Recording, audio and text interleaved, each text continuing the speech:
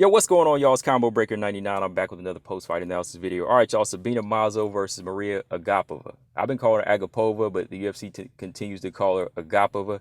So let's try to stick with Agapova in this video. But bear with me if I mess up a couple of times and say Agapova or Agapova, avocado or whatever, right?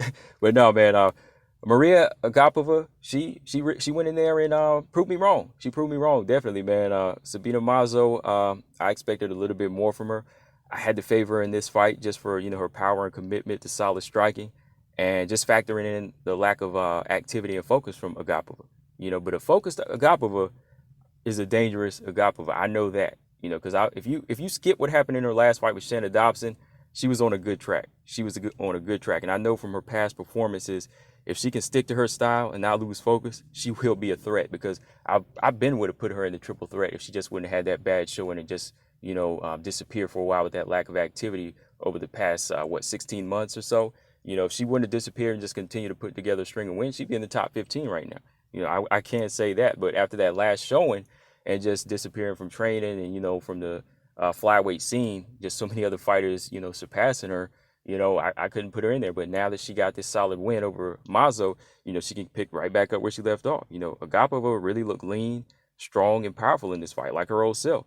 Mazo, on the other hand, just really looked outgunned and outclassed. Like she didn't know how to find that range, and like she was just steadily chasing Agapova down the majority of the fight and just walking into the power hand of Agapova. She was really making a lot of technical mistakes in this fight. Like, I don't even know if like her mind was all there, because Agapova was just really showcasing some basic striking here.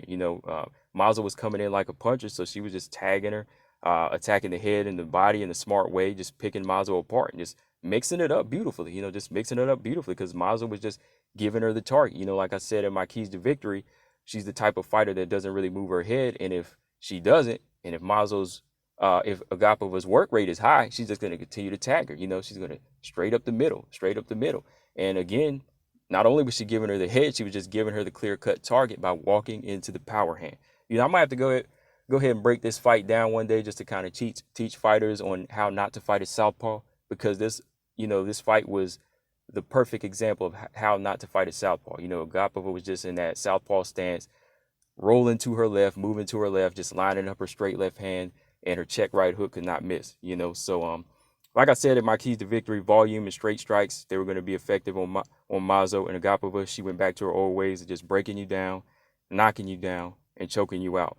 So real quick, looking back at the first round, Agapova found her range well, just stand on the back foot, landing good 1-2s in the opening minute. Good 1-2s in the southpaw stance, just tagging Mazo right in the face, who was chasing Agapova down.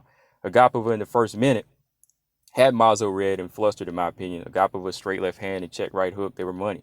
Just landing wherever she wanted to. She would find the range, step in, boom, boom, boom, and move. Mazo, she couldn't find that range. Agapova just steps in, lands a right hook to the body, straight left hand upstairs, snapping Mazo's head back. Mazo chasing, really can't find the range. Agapova just beating her to the punch. Agapova keeps sticking that jab out as a range finder. She would just kind of stick the jab out too. Like I said, when you stick the jab out, even if you're not going to land it, just kind of flick it out there. Just kind of keep flicking it out there so you can measure the person. And then after that, whenever you have that range, and as they step in to try to counter it, boom, you come over the top of the left hand, and she did that. Left hand, right hook combinations were just cracking Mazo. Agapova, she, like I said, could not miss body kicks, head kicks, just straight punches, while Mazo was just landing single shots. Here and there, she would land a body kick to kind of back Agapova up, but then Agapova would just find her range again and go back to what she was doing. All this was in the first round. Y'all. And I ain't even get to the second round yet. So, like I said, head movement, that's her issue, and Agapova was just having a field day. Second round, Agapova picking it back up, simply circling in one direction now. Just one direction. This whole fight, she was really committed to just one direction, and Mazo was not picking up on that. She was just staying on the outside of the power hand. One thing, let me stop here real quick. An orthodox fighter should keep their lead foot on the outside of the southpaw's lead foot. Okay, so when your lead foot is lined up with theirs, just step it over to the left. You would step over to the left on the outside, and you would stay to your left to stay out of the power zone. Because if you put your lead foot, which is your left foot, if you're an orthodox fighter, if you step in on the inside, you're lined up for them to hit you directly, and that's how Mazo was this whole fight. Okay, so Agapova pretty much could just land at will, straight to the body, straight to the head. All she had to do was just stay out of range because Mazo was giving her everything else.